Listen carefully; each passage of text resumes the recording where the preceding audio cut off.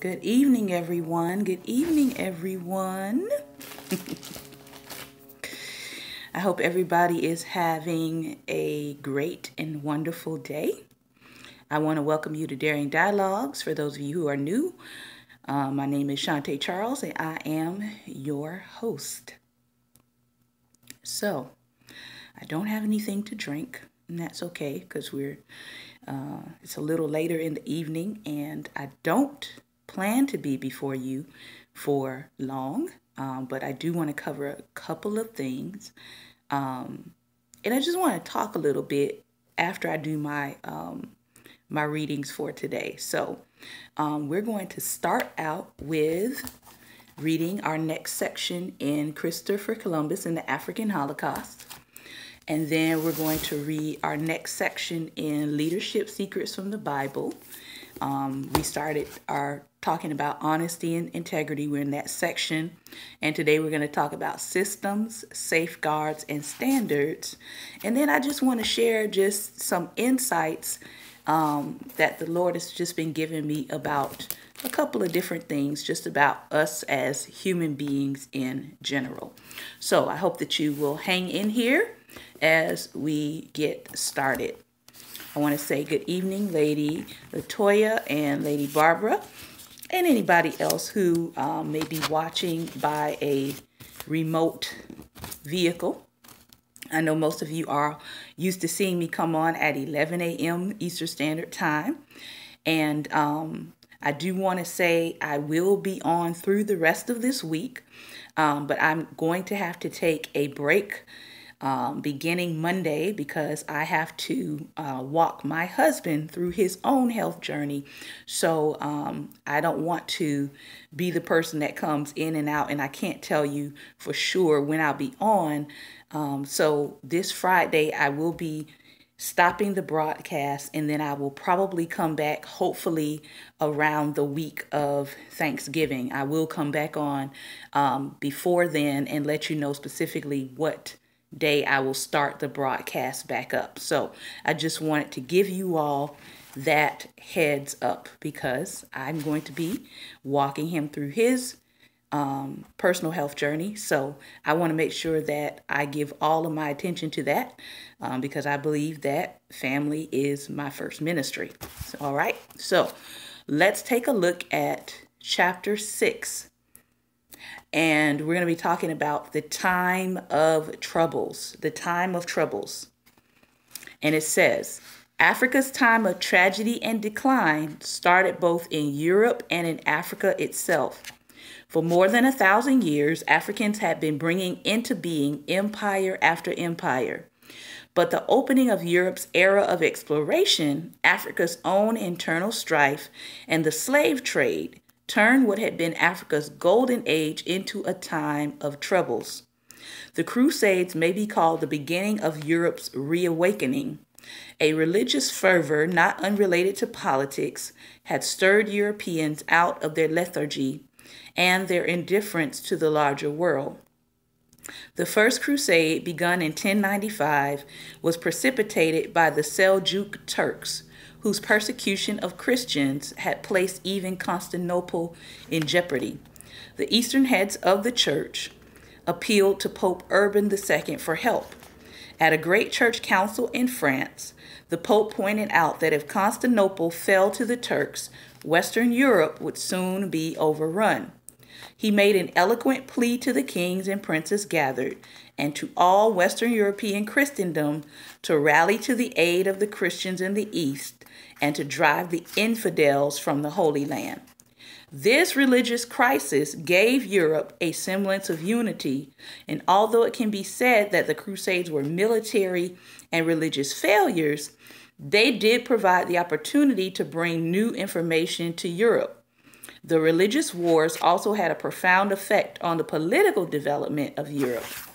The Western monarchs were able to strengthen their authority and develop a strong central government, while many members of their turbulent aristocracies were fighting in the Holy Land. Contact with the East had a deep and lasting effect on the Crusaders, who belonged to a civilization where culture and learning had almost vanished during the Dark Ages. The princes in their castles and the peasants in their huts were equally ignorant and uneducated. When they arrived in the East, they soon realized how backward were the people of the West. They marveled at the beautiful cities, the thriving commerce, the busy industries, the art, and the learning. The impetus for exploration was fueled by what the Crusaders met along the way. Ships built to ferry the Crusaders to the Holy Land returned laden with products of the East. The cargoes of spices, fruit, rich silks, satins, velvets, and other luxury goods had found a ready market. Thus, the Crusades brought into being the first attempts to open fresh trade routes to the East. Early in the 15th century, Europeans' search of new worlds to conquer and a food supply to feed their continent's hungry population began to venture across the seas. North Africa. By 1492, North Africa was confronted with the painful fact of its waning influence in Mediterranean Europe. Spain and Portugal, which had broken the yoke of North African domination, were asserting themselves as powerful independent nations with colonial aspirations in the lands of their former conquerors. Islam, a great religious and military force in North Africa and the Middle East since the latter part of the 7th century, was torn apart by internal strife and bickering. The relationship of North Africa to the people of the Western Sudan was deteriorating. For hundreds of years, this relationship had been good. All right. Africans from the Western Sudan had participated in large numbers in the conquest of Spain in the year AD 711. These Africans made up the major military force that had kept Spain under North African domination. And they participated in that country's intellectual life as is still reflected in Spain's art, culture, and literature. In order to understand this neglected aspect of history, the role of Africans in conquering and ruling Spain, it is necessary to go back in time to retell, at least briefly, the part that Black Africans played in the rise of Islam and in the spread of the Islamic influence to Mediterranean Europe. After consolidating their position in Spain, the Muslims began to establish institutions of research and learning whose brilliance was felt far beyond Spain's borders. This was an achievement not of the Arabs alone. It was brought into being by a combination of Africans and Arabs, collectively referred to by Europeans as the Moors, M-O-O-R-S. The word Moor entered the vocabulary of the Europeans, meaning blacks, as in blackamoor. By the end of the 14th century, Southern Europe had gained enough strength, military and otherwise, to begin to challenge their African and Arab masters. By the end of the 15th century, the Arabs and Moors had lost all Spain except the Kingdom of Grenada. The Christians, although they had their internal disputes, were finally united. The marriage of Ferdinand and Isabella joined the formerly hostile royal houses of Aragon and Castile, and together their forces blockaded the city of Granada. After 8 months, the Moorish government finally surrendered. So, this marked the end of an era. Europe had literally been reborn. The Africans who had planted seeds of progress in Southern Europe and had not made the best use of the harvest that followed. The progress and excitement that had inspired Europe during the 15th century and carried medieval Europe over into the modern world had brought no progressive changes to North Africa, now rocked with conflict. In the countries of North Africa, especially in Morocco, political stagnation seemed to be the general rule, and strong men with selfish intent found their opportunity to seize power. They no longer protected the poets and the scholars. They left no monuments to embellish the conquered cities. To North Africans, the 15th century was a time in which Spain was lost and hated land, a century in which Portugal robbed North Africa of a large part of its western seacoast. The news in 1492 of Christopher Columbus's discovery discovery of the New World came swiftly to the courts of Fez, Marrakesh, and Cairo, and was no cause for rejoicing. So that's the part that a lot of people leave out, especially in American history books.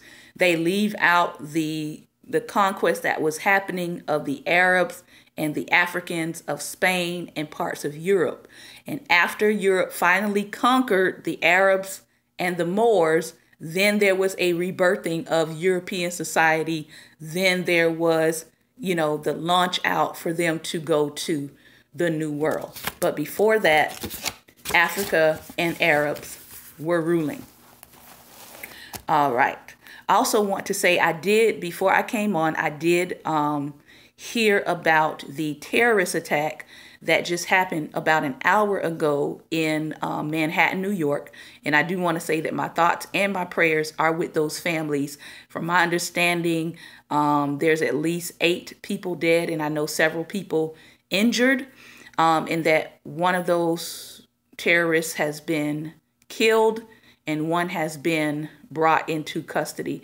So if you have not heard about that, make sure that after this broadcast, you check out and see what is going on so that you can lift that up in prayer, because I know that's what I'm going to be doing. All right. So leadership secrets from the Bible.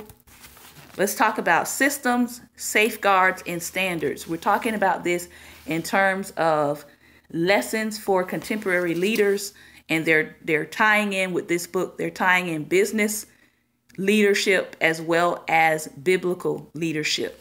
All right. So systems, safeguards, and standards. Individuals tend to exercise increased integrity and honesty when the group culture supports these behaviors. It takes very strong individuals to maintain these traits, particularly when they are in a position of power with no checks, balances, or rules. The rule of law is repeated many times over in the Bible, as are actual laws.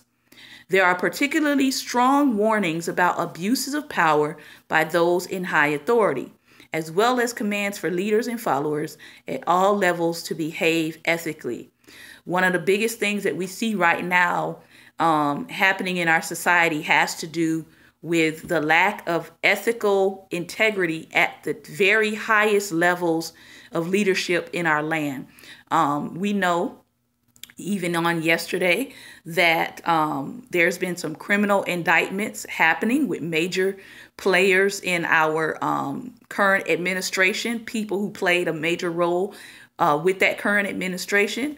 And so, again, these terms, systems, safeguards, and standards, don't just apply biblically, but they apply to our everyday life. There are things that we need to make sure that we are operating in as leaders, okay? So what do we have here? The following passage was written by Moses centuries before Saul was ever anointed the first king of Israel. Moses was keenly aware of the potential for abuse of power by any leader, no matter how upright.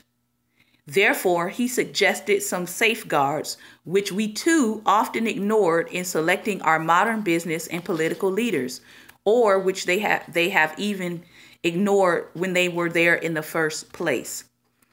Okay, so here is one. This is from Deuteronomy chapter 17, verses 14 through 20. This is what Moses writes down in the law. He says, the king. So think about that. Long after Moses passes on, he has already established some written directives should Israel have a king. The king must not acquire great numbers of horses for himself or make the people return to Egypt to get more of them. He must not take too many wives, or his heart will be led astray. He must not accumulate large amounts of silver and gold. When he takes the throne of his kingdom, he is to write for himself on a scroll a copy of this law. It is to be with him, and he is to read it all the days of his life. He should not consider himself better than his brothers and turn from the law to the left or to the right.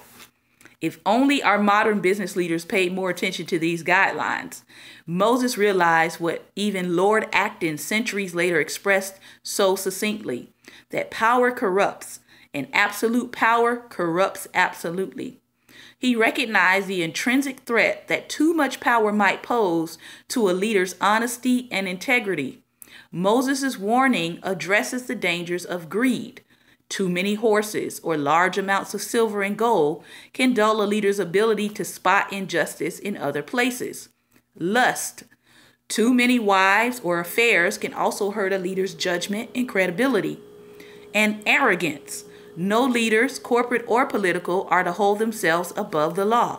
Now just think about those three: greed, lust, and arrogance. And ask yourself, why would a so-called moral country, or a country that believes that it operates on moral principles, why would we then select an administration or a cabinet that is the epitome of greed, lust, and arrogance?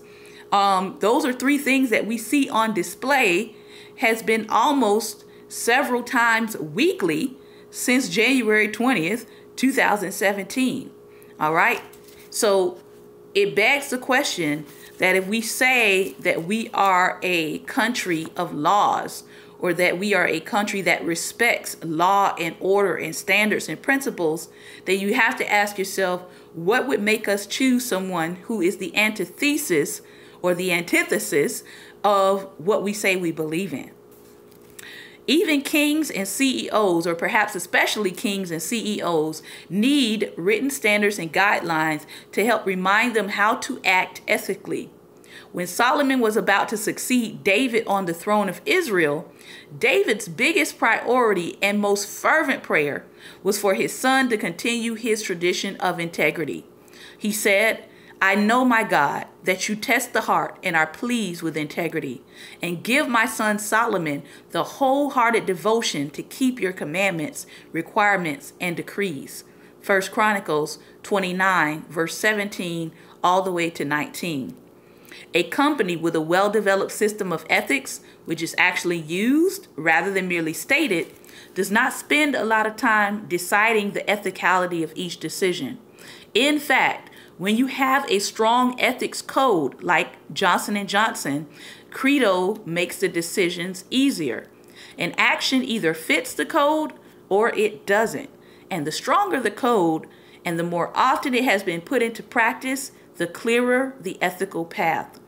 John Pepper, chairman of Procter & Gamble, believes that ethical business is good business. Moreover, it tends to attract and retain ethical people. So think about it this way. Anything that I am venturing to do, anything that I'm embarking on, if I want to attract ethical people to it, I need to have my own standard and my own code of ethics. For example, in my business where I do publishing, where I do editing for other people, where I do copywriting, where I help people ghostwrite.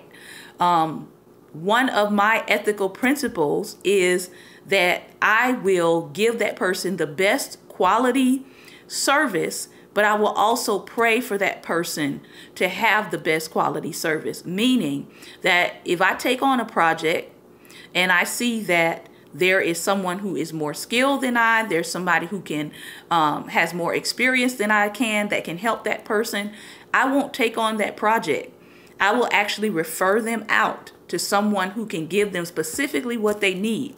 Or if I cannot fit that person's project into my already busy schedule, then I will look to find someone who has my skill or greater to help them in that project. That is a part of an ethical principle, right? We don't try to give, or we don't try to serve up something that we're not qualified to serve up. Or if we can't serve someone in excellence, we don't try to stuff that person into our schedule and then wind up giving that person a subpar work. Okay, so that's about having ethical standards and principles. There are any number of people in this company who came here John Pepper says, and stays here because of our ethical standards. When we move into places like Eastern Europe and ask new employees why they sought us out, it's wonderful to hear them say, because of what you stand for. I remember a former Procter & Gamble chairman saying, if it ever got to a point where we didn't think we could uphold good ethics and stay in a country, we would leave that country. It's wonderful to have things you don't have to talk about. When we are discussing a product and there's something wrong with it, you know it's not up for discussion anymore until it's fixed. Herb Keller, CEO of Southwest Airlines, must be sitting in the same tent as Pepper. He also feels that maintaining an ongoing set of ethical standards makes everything a lot easier. He says, if someone makes a proposal, we don't spend a lot of time on it if it's contrary to our values. We just say, no, we're not going to do that. You might be able to make a lot of money, but it doesn't make any difference. It's not what we stand for. We can move quickly and say, okay, what's the next item? And again, as a person in business, when you establish ethical standards, as they said, it makes decisions like these easier. For example, there are certain projects that I won't work on because I have an ethical standard. In other words, I'm not going to help you publish something that deals with erotica. I'm not going to help you publish something that deals with porn. I'm not going to help you publish something that deals with deviant or perverse behavior. So if someone brings a project to me and I go through this project with them and I see that it's violating my own ethical standards as to what I'm willing to work with, I tell them up front. I know several people who are willing to work with you on certain projects, but because of my convictions for my conscience and I don't want to violate my conscience, I can't work on this project. Have I lost big deals because I have those standards? Yes, I have. But I don't want to be the person that puts money above my morality or puts money above my conscience. So, again, when you have your own standards set, when you have your own ethics set for what you will and will not do in life, even if you're not working for yourself, but you're working at, a professional job, a 9-to-5, when you have your own ethical standards set for your life, and say you're going out looking to work in a new company, you need to be asking questions that are reflective of your values, right? Because there are some companies that will say you may have to do unethical things to be a part of this. And if you're a person who feels strongly that you shouldn't lie, you shouldn't make up false information and things like that, then that company's standards and your moral values, your ethical principles are going to be at a conflict with each other starting off. So you don't want to put yourself in a situation where you feel like you're always battling where you're at. All right. And one of the things, even when I was in education, in the education sector in the 9-to-5, my interviews, a lot of times I would ask questions about, how do you feel about faith in the workplace? How do you feel about Christians in the workplace? I needed to know if I was going to be going into an environment that actually practiced freedom of speech and freedom of religion, meaning allowing me to practice my faith in a way that is not oppressive to others, but also in a way that's not oppressive to me. All right. So depending on how that person answered that question, I knew whether or not I wanted to work for that school or for that company. All right. Because again, it goes back to when you already know what your own ethical standards are, you don't waste your time in places that don't align with your ethics. Let me say that again. When you know what your own ethical standards are, you don't waste your time in places that are contrary or are going to be a conflict with your standards. And this also goes with ministry. All right. There are certain places and certain things that I don't agree with that people practice in their ministry. And so I wouldn't waste my time going to be in a conference or going to be on a platform with certain things because I already know I have disagreement with it. And so I wouldn't want to be in conflict with my own conscience. Therefore, I say thank you, but no thank you, and I keep moving. All right. There are probably a lot of businesses and political leaders who wished they had moved on to the next item, rather than embarked on a course of action which was ethically questionable. But it takes a set of standards to be able to know when to move on. It also helps to select capable men, trustworthy men who hate dishonest gain. Jethro's instructions to Moses in selecting his officials over thousands, hundreds, fifties, and tens of the people in Exodus 18, verse 21, okay? But just in case a few bad apples have fallen into the barrel, it's good to set up a system for detecting and removing them. After the Minutemen nose cone scandal, in which they were found guilty of padding payroll records, GE instituted an ethics program, a component of which was a booklet called The Spirit and the Letter of Our Commitment. The booklet, reproduced in all languages, explained that an ombudsman and hotline had been placed in every facility to field reports of potentially unethical activities. We tell employees exactly who to call. Out of the mess you create, new levels of excellence. Something has to come out of every serious event. How do you take it to the next step?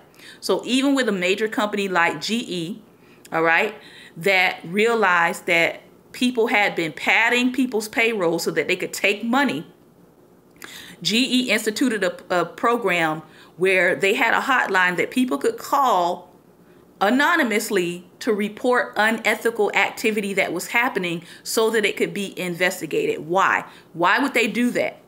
Because most of us know that when you work in an environment, when something unethical is happening, right? And sometimes you report it and it gets out that you reported it, then there is a level of backlash or a level of retaliation that can come because people found out that you did the reporting on whatever was unethical. All right. So they said from this problem, they had to develop a new level of excellence. They had to develop a new standard so that they could rebuild, right, people's confidence in them that they were an honest company. A system of ethics and standards can even cut across seemingly impregnable religious boundaries. Gary Heaven is the founder of Curves for Women, an international franchisor of health clubs for women. Heaven, a conservative Christian, has based his company largely on New Testament principles. But ironically, he has attracted Hasidic Jews as franchisees. Why? They tell me, we appreciate your value system and your integrity. We wouldn't trust someone without a value system. Dennis Bakke and Roger Sant, leaders of AES, a giant electric utility, also feel that the special buy-in they get from their employees is based on their value system. Our main goal was to build a company that embodied the 4 principles we felt mattered in any kind of community, be it a business, a church, a village, or whatever. Those 4 principles for us are fairness, integrity, social responsibility, and fun. Who said an ethical company has to be boring? So, in your own life, as you're thinking about this, as you are thinking about how do I live my life? How do I operate my life? What are my life's standard operating procedures? If you haven't figured it out yet, it's okay. You're still living. And here's the thing. As you go through life, you're going to start tweaking what your ethical principles are. You're going to start tweaking what your standard operating procedures are for your life. Okay? But think about it. Think about what are your own systems in your life? What are your own safeguards in your life? What are your own standards in your life? Think about it this way. When we were growing up, right? We have parents. Parents helped us to do what? They helped us to establish systems in our life. Most of us and how we operate as adults can be traced back to the systems that our parents instilled in us from the beginning, right? Some of our parents instilled in us to get up early in the morning and pray. Some of our parents may have instilled in us, eat a good breakfast before you leave the house. Some of our parents may have instilled in us, make your bed before you go off to work, right? So those are systems that were established in your life. And then your parents established what? Safeguards. They were probably your first line of defense, right? If you did something wrong, you go and tell them. If you're struggling with something, you tell your parents. Or they would say, what? If I can't be reached, then they would give you another person to reach, right? Especially if you were in a school setting, right? Most schools, when we signed our paperwork, they would always say, who's your parent, who's your guardian, and what is their safeguard? In case of an emergency and we can't contact your parents, who can we contact in the stead of your parents? That's an example of a safeguard, right? So you have systems, you have safeguards, and then you have standards. What kind of systems do you have in your life already in terms of ethical behavior? What are your standards? That's something you need to know. If that's not something that you've intentionally thought about, those are things that you need to intentionally think about. What systems do you have in place already that are reflective of your ethical standards? And then finally, how do you practice it? How do you walk it out? How do you work it out? And do you stick to your standards?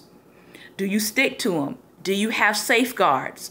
If you're struggling in certain areas of your life, do you have someone that you can call, someone that you can contact that's going to hold you accountable? They're not going to be God to you, but you know that if I call this person, they're going to tell me the truth. They're not going to sugarcoat it. They're not going to, cave in to me because they like my personality, right? A lot of times, unfortunately, we have people advising us who like our personality too much to correct us. And if I had some juice in front of me, I'd probably take a sip right there. A lot of times we have people in our life that like us too much to correct us. And that's not good when you're talking about ethics. All right. So that was what I wanted to share out of the book reading today. A couple of things that I wanted to just talk about in terms of life, and I have some props here. The first thing is, as my husband and I were going through his process today, preparing for his health journey, all right, we had to go through a 4-hour course today. That's why I wasn't on at 11 a.m. We had to go through a 4-hour course to be informed, to be trained, to understand what was going to happen in his process, to understand what would need to happen before the process, during the process, and after the process. We were in a class with several other families, and we were all getting the same information. There were several experts that came in, and each one of those experts came in and they began to explain their part in the procedure, their part in the pre-op, their part in the process, and their part in the post-op. They began to explain their role, and they knew their role, and they gave examples of things that would be needed afterwards. They showed actual models and explained what would be happening in the process. And then they talked about all of the care that would be needed and all of the things that would happen in terms of recovery out of the process. And the fact that there would be somebody on a regular basis checking up on your recovery, checking up on your process, checking up on your training, checking up to make sure that the process was going well and that nothing serious was occurring. After going through that training today, I really began to step back and say, if all of this is done just for explanation on one part of the body, if they're doing all this explaining, if they're giving all this information, if they have all these experts coming in, telling you step by step, line upon line, precept upon precept, here a little, there a little, they're going to come back and reiterate some of the things that they taught today before the process. And I couldn't help but think to myself, what in the world has the body of Christ been doing? That's what the entire process, as I was listening, I just couldn't I kept going back to, where has the processes for the body of Christ gone? Where is the process? And that was for the care of one joint in the body. They had a team of experts. We had to go through a training. We had to understand the risks. We had to understand what's going to happen pre-op. We had to understand what's going to happen in the process. We had to understand post-op. And there's going to be people after that that's going to do therapy and rehabilitation and all of those things. You mean to tell me that they have this down to a trained science? Okay? They have this down to a trained science for one body part. And the body of Christ is all over the place. All over the place. And as you said there, Lady Barbara, wow. It immediately hit me why the body is so out of joint. It immediately hit me why the body has a finger up here, okay? A foot sticking out over here, doing its own thing. What happened to the processes? What happened to the trainers? What happened to the people who are supposed to be in their place, understanding their expertise in helping the body to heal, to recover, to be able to diagnose what's going on in the body, and to understand that if there's something wrong with the body, there's a team of experts that come along to help put the body back together. That there's a team of experts that God has set that are supposed to be in place to help the body come together, fully mature, heal, be unified, with every joint doing what? Supplying. But guess what? Joints can't supply if they're broken. Oh boy. Oh boy. Joints can't supply if they're broken. Joints can't supply if they're out of whack. Joints can't supply if those who are called to the body have decided that they want to go off and do something else, and they don't want to be in the place to train, and they don't want to be in the place to teach. They just want to be out front. And so what I saw today was just so powerful in terms of helping me to understand why the body is out of joint in many things and many places. Why is it that so many people in the body just seem like they're just floating around? They're not grounded. They're not grounded in their thought process. You ask people basic questions like, what did Jesus do through the cross? You're probably going to get 50 different answers. We know that Jesus did a lot through the cross, but sometimes people don't even understand the basics of what Jesus did through the cross. So that was something that I'm probably going to meditate on a little bit more, because as we go through this process, I know that God is going to be showing me several different things. But just in today, I kept thinking to myself, we just sat through a 4-hour training on how to deal with one joint in the body.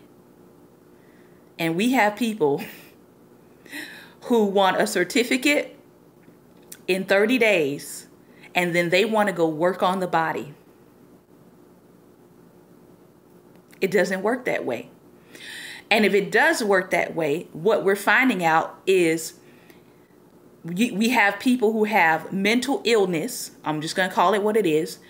They have mental illness, and they are qualifying other people who are not ready for service.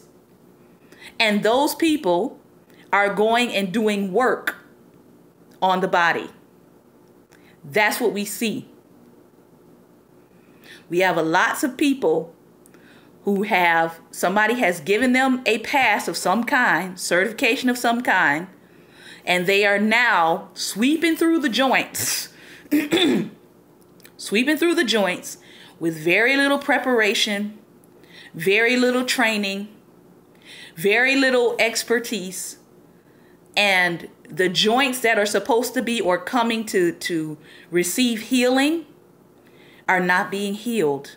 They're being broken further. Or they're being taken out of place and put in other places that God never intended them to be, because the person who is supposed to be in the position of training and teaching and setting the body in order is not well themselves. Can I say that again? The people who are out here tending to the body, some of them are not well themselves. So when you have people who are not well tending to joints and they don't know what they're doing, they cannot help but put the body further out of joint. And that is what we are seeing. We're seeing people that you can clearly see that there are mental issues with the person who's supposed to be putting the body in order. And their mental incapacity is literally now affecting the parts of the body. And so I want to caution people that, especially you have an attitude of, I'm just going to go to wherever. I'm just going to go, maybe one Sunday you're here, another Sunday you're here. One Sunday you're on one broadcast, another Sunday you're watching 5 broadcasts. Please be mindful of your own health spiritually as a part of the body, and make sure that you are not lending yourself to somebody who is not mentally qualified to put you back in order. All right? Because what we're seeing is people be broken and disjointed further because they're entrusting their life under the care of people who are not actually qualified to do what they're doing.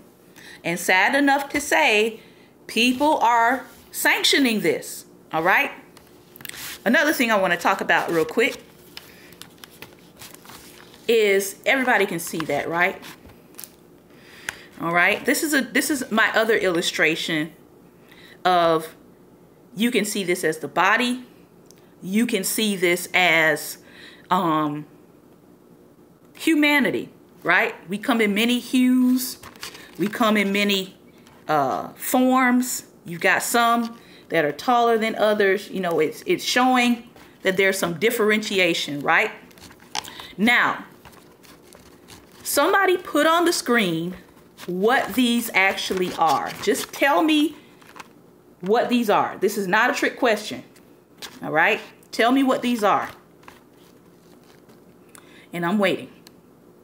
I just need 1 or 2 people to just type really quickly what these are. Okay? Pencils, okay. They are pencils. But more specifically, what are they? Colored pencils, right? So if I pull this out, because I want to talk to you about something I see happening with scripture and context, okay? What color is this colored pencil? Just type it on the screen. I hold it up real close so you can see, all right? And put it on here for my YouTube audience. Okay, this colored pencil is orange, right? We can all agree that this is orange, okay? Because it is orange, right? And it's been identified as orange, we know that it's not green, right? We know it's not blue. We know it's not pink. We know it's not yellow. We know it's not gray. It's orange, right? Everybody's clear on that. So when people say things like, nowhere in scripture does Jesus say anything about homosexuality. I've heard that several times, okay? Nowhere in scripture does Jesus say anything about homosexuality. Jesus doesn't have to say anything about homosexuality. Do you know why?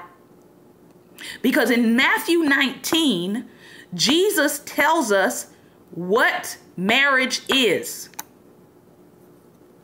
Uh-oh, I know I just turned the corner. He tells us what marriage is. And he defines marriage as between a man and a woman. Okay? So just like I just told you, and just like we know this is a orange colored pencil, because we know what it is, we can also identify what it is not, right? It's called logic and deduction.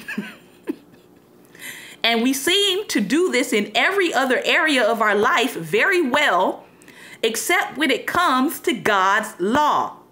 Then we want to say, oh, I'm not sure what God meant by that. No, God's word is very clear on certain subject matters. And one of those subject matters happens to be sexuality and marriage.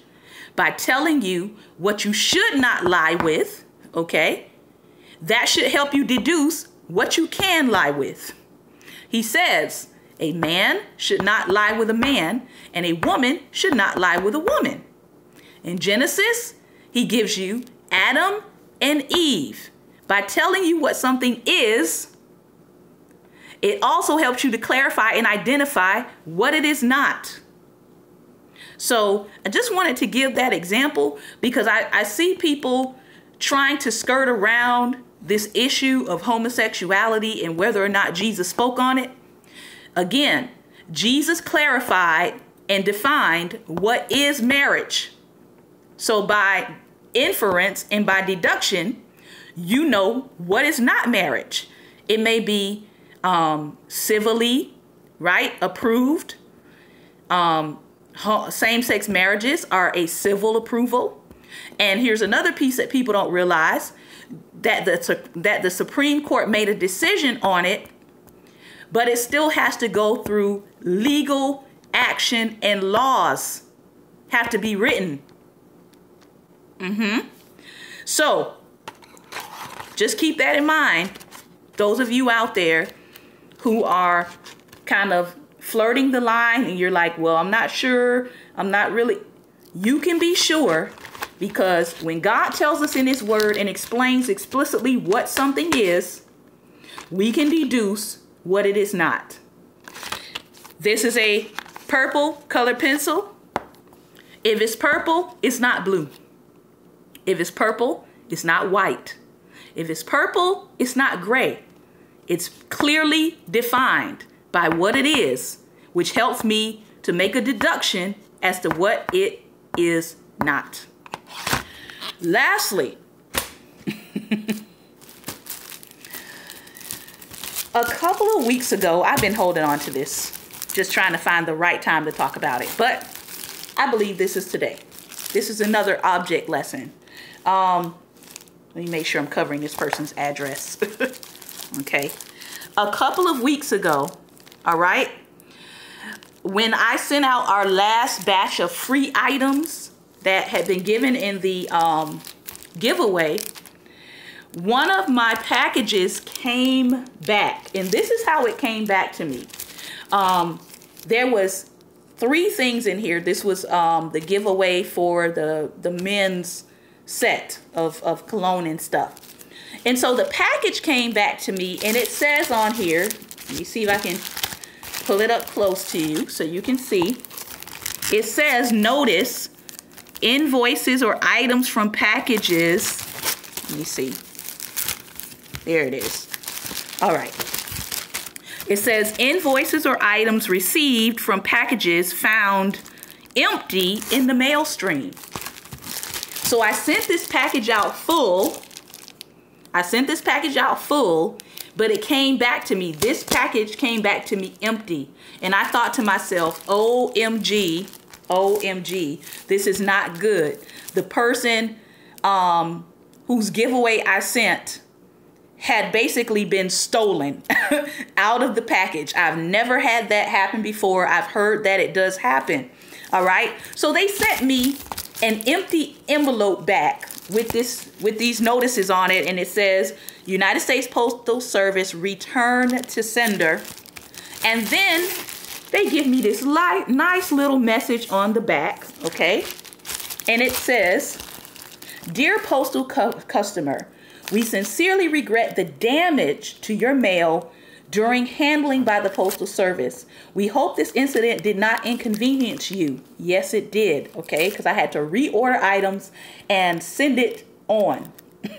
We realize your mail is important to you and that you have every right to expect it to be delivered in good condition. Although every effort is made to prevent damage to the mail, occasionally this will occur because of the great volume handled and the rapid processing methods which must be employed to assure the most expeditious distribution possible. We hope you understand. We assure you that we are constantly striving to improve our processing methods in order that even a rare occurrence may be eliminated. Please accept our apologies. Sincerely, the postmaster. Now, several things happened, okay? Once I realized this had happened, I contacted the person who had won this particular item, and I said, listen, what I sent, okay, was returned to me empty. And then the person said, well, that's strange because I got one of the items. And so what that said to me was that someone had gone into the package, took out what they wanted, and then sent the third item on to the person. So now I have to go to the postmaster, and they probably have to do an investigation on what actually happened with this package, right? But as I was looking at this, I was getting ready to throw this away, all right? I was getting ready to throw this away when the Lord began to speak to me really briefly, and he said, this is a representation of people who've been tampered with. That's why I didn't throw it away. And so I said, okay, God, what are you trying to tell me? This is a representation of people who've been tampered with. He said, well, look at what they said to you. Read it again. He said, they regret the damage that has been done. They hope that the incident did not inconvenience you. They realize that what was inside was important to you and that you had every right to expect it to be delivered in good condition. Although every effort was made to prevent damage, occasionally great volume comes along. People start moving quickly in trying to handle who you are, what's on the inside. And so they try to began to process you rapidly. And in the process of processing you rapidly, taking you through methods, all right, that are supposed to be helping you to get to where you're supposed to go, instead of those methods helping you, they actually cause you to be damaged in the process and tampered with in the process. And you begin to lose things. You begin to no longer be the package or the person that you initially started out being. And when that happens and you become damaged, what has to happen? Well, you can't get to your destination. You can't get to where you were supposed to go. So I've got to do what? I've got to return you to sender. Because everything that was supposed to be inside of you, when we came to the package, we found it empty because of the process. So now I have to return you to your sender. I have to make sure that you get repackaged again, that the things that were supposed to be in you in the beginning are placed in you, that you get resealed, and that you get resent, and that you get restored so that you can be delivered to your proper place. So I want to just encourage you all tonight, those of you who may feel like this package, I mean, it's been through. It's got some dents in it. It's been torn. It's been resealed and sent back, right? It's been sent back to the original packager, which was me. And some of us have probably been sent back to our original packager, which is the Lord. And sometimes we return to the Lord empty. Rather than getting to the place we're supposed to go, we return to him empty because we've been rapidly processed, or we've been mishandled, or things have been taken from us and stolen from us. And so it made it impossible for us to actually get to the destination that we were assigned. And so it's okay tonight if you feel this way. It's okay tonight that you had to return to the sender. It's okay if you had to go back to the altar. It is okay if you had to let some things go so that you can be filled again with the right things, that the person, God who designed you, he says it's okay that you had to return. Because guess what? I'm the God who's got all kinds of resources. I am the God who can restore you again. I am the God who can refill you. I am the God who can give you a new package. I am the God who can make you over again. I am the God who can put you back into a new package and reseal you and resend you and get you to where you need to be, fully equipped. Fully equipped. You ever hear people say that person is the real deal, or that person is the full package? Well, we want to be the full package on tonight. So I encourage you that if you feel like you have been tampered with, if you feel like you have been harmed, if you feel like you have been messed over, all right? If you feel like this package, I mean, come on, it's torn, it's beat up, all right? There's stuff missing. But we serve a God who can handle it. There are some people who cannot handle that. They'll take one look at you. They'll take one look at your package and they'll say, oh man, there's nothing to him. There's nothing to her. She's torn up. She's beaten up. She's busted. She doesn't have anything to offer. And they will bypass the package. But God, in his grace and mercy, does not do that. He fixes us up. He restores us. He revives us. He renews us. He repackages us. He refills us. And then he relaunches us to the place that we're called to. So what did I do? I reordered those things. I repackaged them. And I had them resent. And they arrived there safely, restored. And that person was very excited that I didn't just say, well, they got lost in the mail. Oh, well. No, God doesn't do us like that. When we get lost in the mail of called life, oh my goodness. When we get lost in the mail called life, God goes out and he says, you lost some things, but if you trust me, I can restore you. If you trust me, I can fill you back up.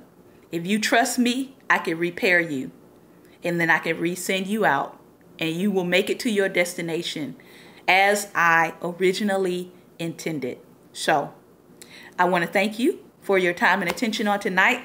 This has been another Daring Dialogues, and I am your host, Shante Charles. We will be back on tomorrow morning at 11 a.m. Eastern Standard Time, and we will be finishing up this week. And as I said, for those of you who may have come on later, after this week, I will have to take a break from Daring Dialogues because I will be helping my husband through his health journey. And so I'm going to try to come back by the week of Thanksgiving. All right. Lord willing, if everything goes well with his process. But Friday will be my last broadcast for a while until that process. So I want to thank you again for your time and attention. Thank you for coming on for the late edition of Daring Dialogues, and I hope to see you on tomorrow morning. Remember, light is the most daring opposition to darkness, so make sure that you continue to go out and be light in this earth. Take care, and God bless. And I want to thank you for your time and attention. Take care, and God bless.